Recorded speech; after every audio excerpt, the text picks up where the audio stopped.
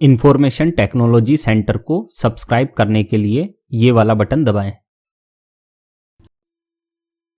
Welcome friends, मेरे channel information technology centre में आपका फिर से स्वागत है। अगर चैनल पर पहली बार आए हैं तो मेरे चैनल की प्लेलिस्ट जरूर चेक करें। वहां आपके लिए बेहतरीन इन्वेस्टमेंट प्लान, बेहतरीन कंप्लीट नेशनल पेंशन स्कीम की सीरीज है और इसके अलावा provident fund, sovereign gold bond scheme, fixed deposit schemes, बहुत सारी स्कीम्स हैं। और एनपीएस की तो दो सीरीज है, सीसीएस एनपीएस रूल्स की अलग सीरीज है और एनपीएस नेशनल पेंशन स्कीम की अलग सीरीज है। तो दोनों सीरीज आपको देखने को मिलेगी और ये कंप्लीट मिलेगी आपको। आज हमारा टॉपिक है सीसीएस एनपीएस रूल्स का रूल नंबर 20 देखने वाले हैं। 19 रूल मैं करवा चुका हूं और रूल कौन सा है? Entitlement for family on death of A subscriber. कर्मचारी की अगर मृत्यु हो जाए तो परिवार को क्या क्या बेनिफिट मिलेंगे, उसी का है रूल नंबर 20। तो देखते हैं। सबसे पहले मैं बता दूं, सीसीएस एनपीएस रूल्स 2021 लागू हो चुके हैं। अगर आपको पता ना हो तो ध्यान दें, सीसीएस एनपीएस रूल्स 2021 लागू हो चुके हैं, जिसमें 30 रूल हैं और हमने 19 रूल कंप्लीट कर लिए हैं। और आज हमारा ये family on death of A subscriber entitlement वाला 20 रूल नंबर चल रहा है। ठीक है। ऐसे ही सीसीएस एनपीएस रूल्स 2021 में टोटल 8 फॉर्म बताए गए हैं। इसके अलावा एक फॉर्म और होता है कॉमन सब्सक्राइबर रजिस्ट्रेशन फॉर्म। उसे कैसे भरें? हर सरकारी कर्मचारी को जो नियुक्ति पाता है, अपॉइंटमेंट पाता है, उसे वो फॉर्म भरना कंपलसरी है। तो उस फॉर्म को भरने की समस्त प्रक्रिया की जानकारी मेरे चैनल के वीडियो में दी हुई है। अब आते हैं हम हमारे टॉपिक पे, रूल नंबर 20 पर, entitlement for family on death of A subscriber. तो देखते हैं ये रूल क्या कहता है। नंबर 1 पॉइंट, सब rule number 1, on death of, अगर किसी सब्सक्राइबर की किसी कर्मचारी की डेथ हो जाए, ठीक है। Number a case, a subscriber who had exercise option और in whose case the default option under CCS NPS rule 10, अगर किसी कर्मचारी की मृत्यु हो जाती है और उसने जो रूल नंबर 10 है हमारा सीसीएस एनपीएस का, रूल नंबर 10 में बता चुका हूं क्या है। उसमें ऑप्शन दिया गया था कि आप सीसीएस 1972 के तहत या 1939 किसके तहत आपको पेंशन चाहिए, ये वहां ऑप्शन दिया गया था। या आप नेशनल पेंशन स्कीम के तहत पेंशन चाहते हैं, तो ये दो ऑप्शन दिए गए थे। तो अगर किसी ने वो ऑप्शन चूज कर लिया है और उसमें क्या चूज किया है, for availing benefits under the CCS pension rules 1972 और CCS extraordinary pension rules 1939, अगर किसी कर्मचारी की डेथ हो गई है और उसने डेथ से पहले ये ऑप्शन चूज कर लिया था कि मुझे 1972 सीसीएस रूल्स और सीसीएस रूल्स 1939 के अनुसार पेंशन का हकदार रहूं मैं, मुझे बेनिफिट्स दिया जाए, मेरी फैमिली को वही बेनिफिट्स दिए जाएं जो इन रूल्स में है। तो पहला ये केस हो गया।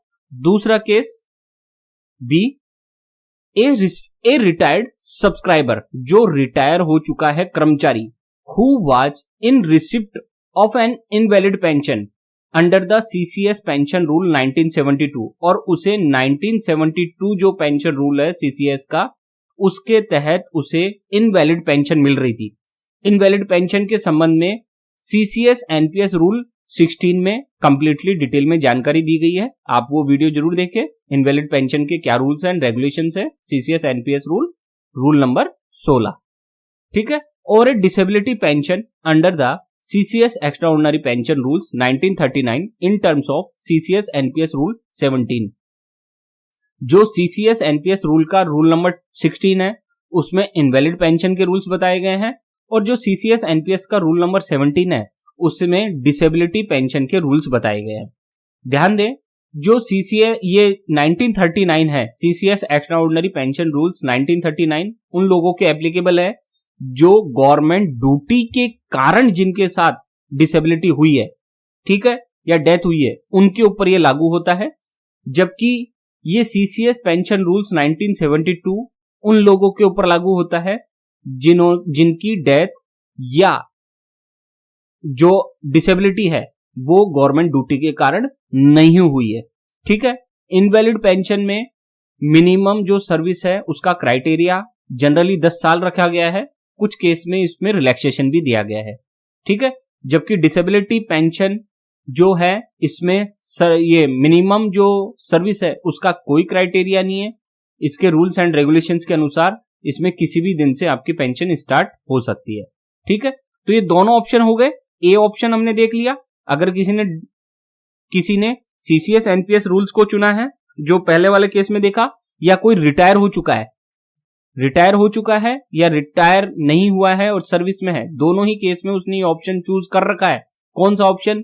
कि मुझे 1972 और 1939 के अनुसार पेंशन दी जाए अगर मेरे साथ कोई किसी प्रकार की डिसेबिलिटी या डेथ का केस होता है तो। ठीक है, तो क्या होगा? तो देखिए, further action will be taken by the head of the office for disbursement of benefits in accordance with the CCS pension rules 1972।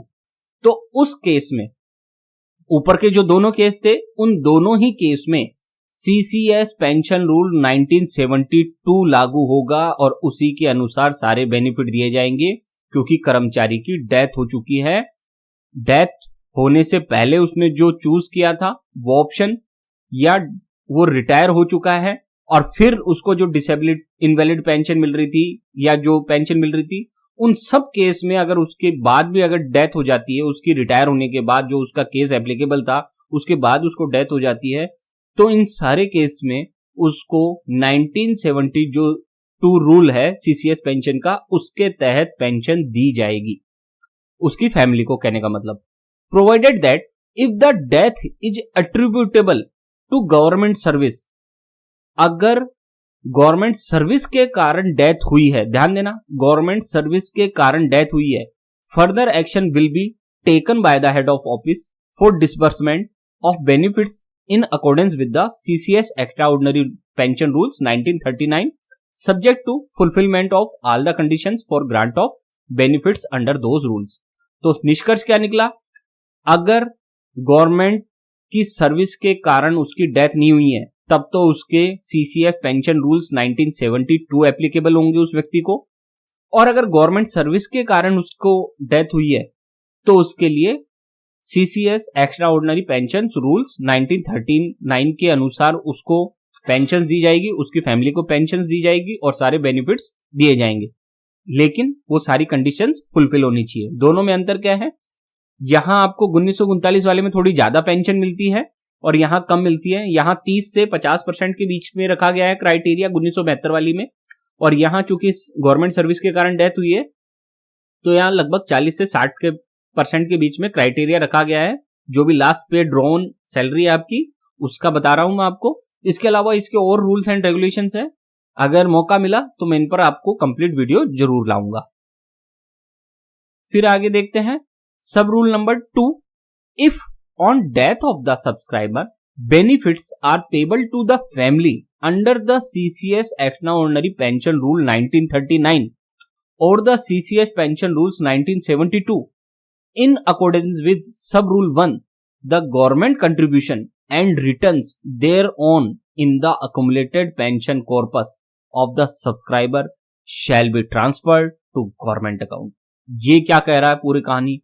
अगर किसी कर्मचारी की डेथ हो गई है और उस फैमिली को सीसीएस 1939 या सीसीएस 1972 के अनुसार बेनिफिट दिया जाना है, ये तय हो चुका है कि उसे सीसीएस एक्स्ट्राऑर्डिनरी पेंशन 1939 या सीसीएस पेंशन रूल्स 1972 के अनुसार फैमिली पेंशन दी जाए, बेनिफिट्स दिए जाएं, तो अगर ये तय हो जाता है, ये एंटाइटलमेंट हो जाता है, तो उसके साथ ही एक चीज और हो जाएगी कि नेशनल पेंशन स्कीम में एनपीएस में जितना भी गवर्नमेंट कंट्रीब्यूशन है और गवर्नमेंट कंट्रीब्यूशन पर जितना भी रिटर्न मिला है, वो सारा का सारा गवर्नमेंट के खाते में चल जाएगा। अब ये क्या चीज है?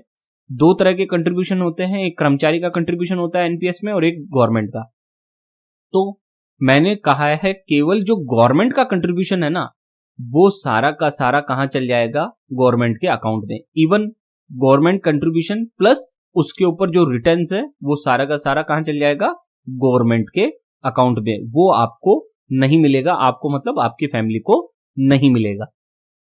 फिर आगे है the remaining accumulated pension corpus shall be paid in lump sum to the persons in whose favor a nomination has been made under the pension fund regulatory and development authority exits and withdrawals under national pension system regulations 2015। और जो बाकी का बचा पैसा है, बाकी का बचा पैसा कौन सा? सरकार का पैसा तो सरकार के खाते में गया, तो कर्मचारी का जो पैसा है, कर्मचारी ने जो एनपीएस में कंट्रीब्यूशन किया था और उसके ऊपर जो रिटर्न मिला है, जो फायदा मिला है, वो सारा का सारा जितना भी पेंशन कॉर्पस बना है, जितना भी फंड बना है, वो सारा का सारा एक साथ लमसम इकट्ठा आपकी फैमिली को दे दिया जाएगा। जो भी नॉमिनी होगा उसको दे दिया जाएगा। और किस रूल के तहत? Exit and withdrawals under the National Pension System 2015 के नियम के तहत दे दिया जाएगा। If there is no such nomination और if the nomination made does not subsist, यदि आपने कोई नॉमिनी नहीं बनाया था या नॉमिनी बनाया था और अब वो दुनिया में नहीं है वो नॉमिनी, तो उस केस में क्या होगा? The amount of remaining accumulated pension corpus shall be paid to the legal heir. तो उस केस में आपकी मृत्यु होने पर, सब्सक्राइबर की मृत्यु होने पर या कर्मचारी की मृत्यु होने पर जो भी सारा का सारा पैसा है कर्मचारी का, वो जो उसका लीगल हेयर होगा, जो कानूनी उसका जो वारिश होगा, उसको दिया जाएगा। ठीक है। इस केस में लीगल हेयर जनरली उसको माना जाता है जो जिस डिपार्टमेंट में कर्मचारी काम कर रहा होता है, वहां जो बेनिफिट्स दिए जाएंगे लीगल हेयर को, वही लीगल हेयर यहां पर भी एप्लीकेबल हो जाएगा। फिर आगे है सब rule number 3। In the case of death of A subscriber who had exercised option or in whose case the default option under rule 10 is for availing benefits under the national pension system, such benefits may be granted in accordance with the pension fund regulatory and development authority exits and withdrawals under national pension system regulations 2015। अब ये क्या कह रहा है? ये point number 3 या सब rule number 3 क्या कह रहा है कि कर्मचारी की डेथ हो गई, उसने डेथ से पहले ऑप्शन चूज किया था। कौन सा वाला? कि मुझे नेशनल पेंशन स्कीम जो है, जो एनपीएस के एग्जिट और विड्रॉल रूल्स है, उसके अनुसार बेनिफिट चाहिए। मुझे सीसीएस एनपीएस सीसीएस जो रूल्स है 1972 और 1939 उसके अनुसार बेनिफिट्स नहीं चाहिए, उसने मना कर दिया। और उसने कहा कि मुझे एनपीएस का जो रूल्स है, नेशनल पेंशन सिस्टम के जो रूल्स हैं, उसके अनुसार ही मुझे बेनिफिट चाहिए। तो उस केस में अगर उसने ये ऑप्शन चूज कर रखा है तो सच बेनिफिट्स में be granted in accordance with the pension fund regulatory and development authority. तो इस केस में जो भी उसकी फैमिली को बेनिफिट्स दिए जाएंगे, वो सारे के सारे कौन से बेनिफिट्स दिए जाएंगे? जो एग्जिट एंड विड्रॉल्स रूल्स कहते हैं नेशनल पेंशन सिस्टम के 2015 के अनुसार, वो सारे के सारे बेनिफिट्स दिए जाएंगे। तो इस प्रकार से फ्रेंड्स आप देख सकते हैं ये हमारा सारा का सारा टॉपिक क्लियर हो चुका है और हमने देखा आज के टॉपिक में कि कर्मचारी की मृत्यु होने पर परिवार को किस रूल्स के तहत क्या बेनिफिट मिलेंगे। ठीक है। इनके संबंध में डिटेल जानकारी के लिए जैसा कि मैंने बताया, आप सीसीएस एनपीएस रूल 16-17 भी देखें और भी जो इस संबंध में रूल्स हैं वो भी देखें। उसके तहत आपको पता चल जाएगा क्या बेनिफिट्स हैं। जल्दी ही कोशिश करूंगा मैं इन पर एक डिटेल वीडियो लाने की कोशिश भी करूंगा। हो सकता है आपको डिटेल वीडियो इन्हीं सीरीज में देखने को मिले। फ्रेंड्स, चैनल अच्छा लगा हो तो सब्सक्राइब जरूर करें।